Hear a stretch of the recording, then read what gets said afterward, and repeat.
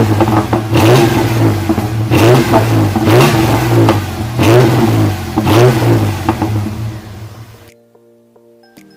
guys, welcome back to the vlog, and today I do have the package I was telling you all about in the last video. It did arrive, and I'm not going to spoil it just yet, but we are going to do an unboxing, and it will have something to do with the roof rack that I just purchased also, so let's get right to it.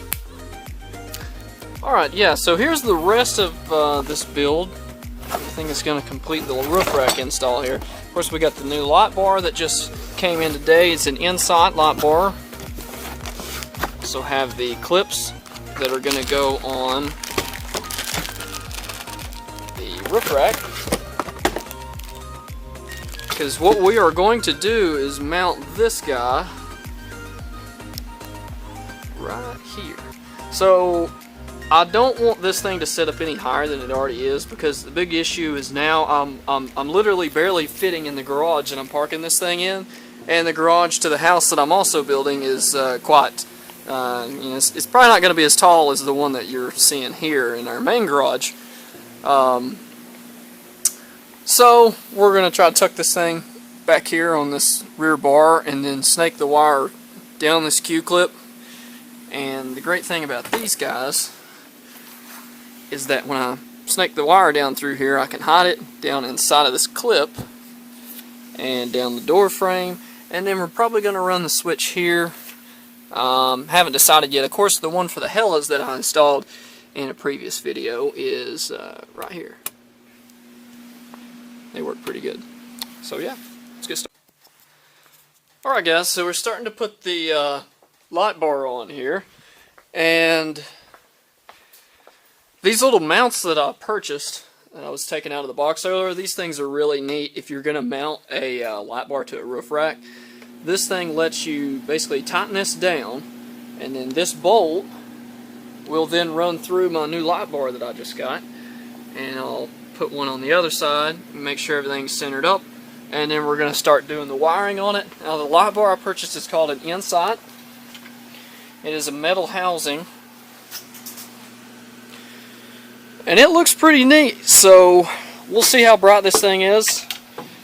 But yeah, let's go ahead and get started on this guy, and hopefully next scene we'll have a light bar mounted on this rack, and I'll put the fairing and everything back on too. I just took it off so I could kind of size it up and see where I wanted to put it. I started to put it up here, actually in this opening, and I decided to put it down here on the bottom so it was kind of sleek and out of the way. So that's what we're going to do. So we got the light bar mounted up, and we were able to use the clips that I bought supplied with this rack.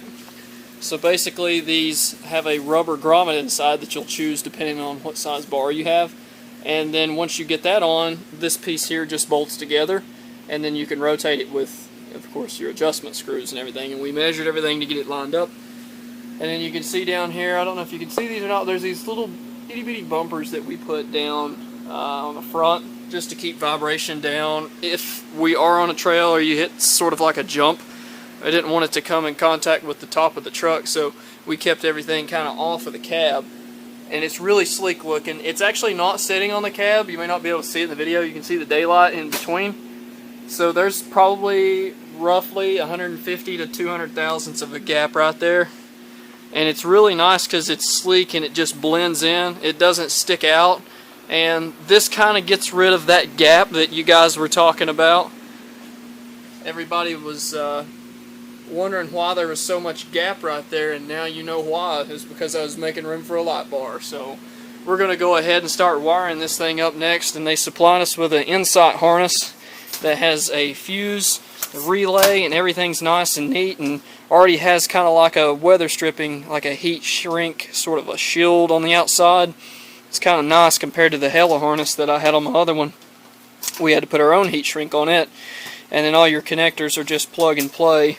So we're going to run this through the passenger side and then across to the battery, and inside the truck I'm going to take it down through this panel, and the switch will probably come out somewhere here where I've got a couple other switches coming out. I may even run it out of this console too, so let's get started on that. So we finally completed our lot bar install on this truck, and we made everything as neat as possible.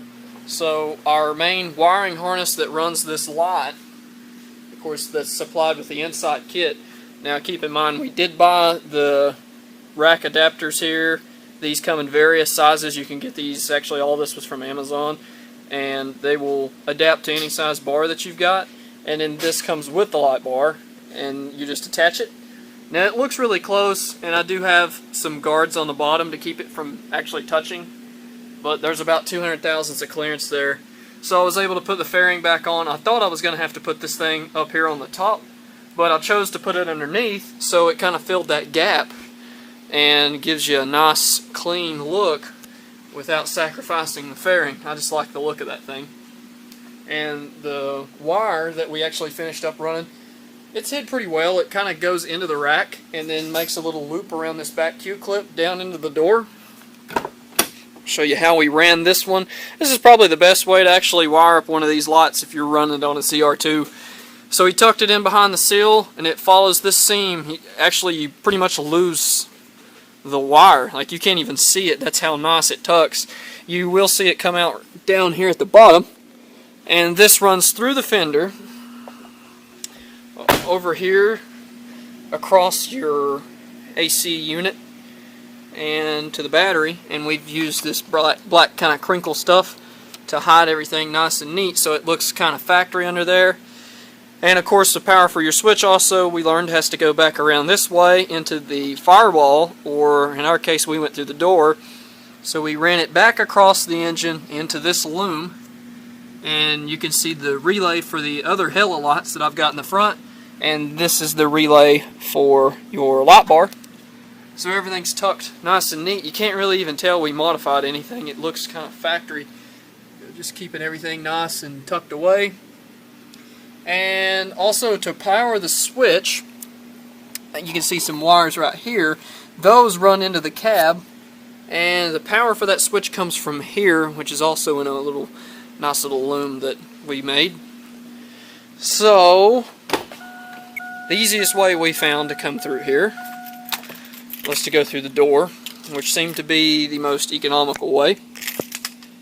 And we ran it through the door, used a wire to chase it back around, then put it back into a little loom, neatened it up, run it through your fuse panel cover, and we already had a switch for the Hellas right here. This was something we had added earlier. So since we bored the hole there, we didn't really have a whole lot of room. Once you get in behind this panel, you'll learn that there's not a lot of room to add anything. It's so tight in there. You know, with all the wires that hang out from the back of these switches, there's 3 of them. And they come straight out, and you literally have to have like a 4 or 5 inch opening behind it for all the wires to go back through. So we ended up putting it right here. So it just basically runs out, and then it's kind of captured right here behind the steering wheel. And it's kind of, you know, it's neat. You don't really see anything. There's not really any wires that's exposed. You got your button right here, and when you push it, it turns red, so it lets you know that your lot bar is on.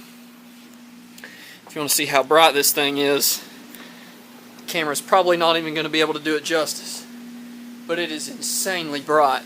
I mean, we turned the lights off in here, and it lit the shop up like you had everything on. So I think he's going to turn the lights out now. Let's put this hood down so you can see just how bright this thing is, because it is insane. So with the lot bar on, it's basically blinding me. I can't even stand in front of it. You probably can't hardly even see anything on camera. I'm going to get down here real low, but you can see it's going to light up everything. I mean, it's kind of pointed basically straight ahead. We didn't point it at the ground or anything like that. We just wanted to kind of bolt it real close to the roof, so when you do that you can't really adjust it much, but that's okay, because these things are so bright that it doesn't really even matter where you point these lights, they're going to light up everything. So there you go. There's your install on a lot bar, and this is probably going to be our final little thing we're going to do to this truck as far as the lighting upgrades are concerned. So that switch works pretty good right there. I may come up with something a little bit better later, actually making a bracket or something, but it's pretty well hidden there and it doesn't cause me any trouble, and when you push it, it pretty well stays in place. So that works pretty good. And it's really neat. Nothing really sticks out, and you know, it's obvious that you've modified anything other than that red button right there. That's the only thing that lets you know you've got a light bar. Otherwise, everything looks really factory. Of course, the door shuts, no trouble. It's not really pinching anything. There's nothing hanging out. So this install went pretty well. It wasn't too bad to do. I would say if you know you're working consistently and it's not late at night. Last night, of course, we cut it kind of short because we got a little tired, so we ended up just stopping after we mounted the light bar. I'd say 2 to 3 hours of consistent work would probably put one on. Now, 2 to 3 hours being doing it right, you know, putting the wires in the loom, making sure everything's hidden, and, you know, mounting your switch and everything, you're going to have to take at least 2 to 3 hours to do it correctly. So that's probably my recommendation. Go ahead and set aside 2 to 3 hours to install this thing. I don't care what the directions say. If you want to really hide it and make it look neat, take the time and do it right, because it's totally worth it. And as far as the amp draw, the one thing I've noticed is even with the truck off, it's just as bright as with the truck being on. That was pretty cool, because the helas in the front, when you turn those on, they draw a lot of power. So with the switch off, they're not too bright. You turn the switch on, and you know the truck's running, these things become insanely bright. But the big thing is, here's why I added this light bar. The lights in the front, you know, these are great for the street, and they're road legal. It's basically just an H1 fog light, so you can't really get in trouble for running fog lights. And I haven't been pulled over or anything. I've had no issues with police. So as far as I know, these are legal. Now obviously a light bar is illegal, but you can use it on back roads or a trail or somewhere that you would need all that extra lighting. And that was kind of my reason for doing that. You know, I wanted to give the truck a nice little look and also have something that I would use. Now the other big thing is price. And this is probably the best part. I honestly have more money in these hella lights than I do in the light bar. The hella lights themselves were $70. And that included the switch and everything that you needed to do it. But the kit was really good and it worked awesome. And these are pretty heavy duty. You know, they haven't really fogged up or leaked or gave me any trouble at all. No shorts, no problems. And this light bar is it's a Nightlight. That's what it's called. I've got around $58 in the whole thing from Amazon. Not real bad. You know, I didn't spend a ton of money to do this. You know, 60 bucks into a whole kit. And now you guys see the full purpose of the roof rack. So it wasn't just to add a rack just to do it. I added a rack so I didn't have to drill into anything. So now I have extra storage.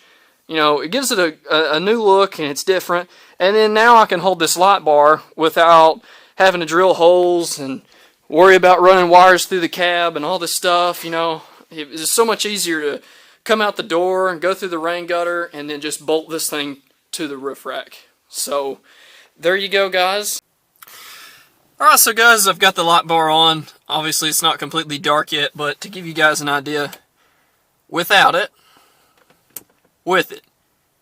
Oh yeah, one more thing. Remember me telling you guys about how close stuff is on the signs? I'll give you a little better idea here.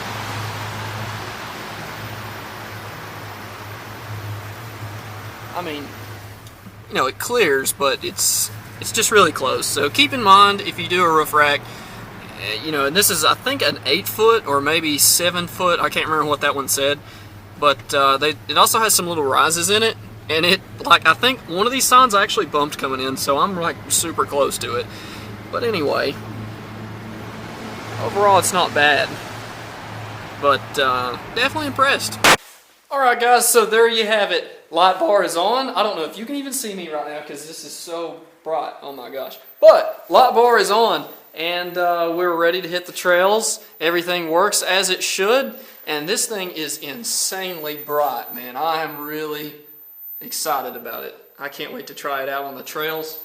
So, if you like what you see, be sure and click right up here to subscribe. And thanks for watching, guys. Stay tuned for the next one. I'm out.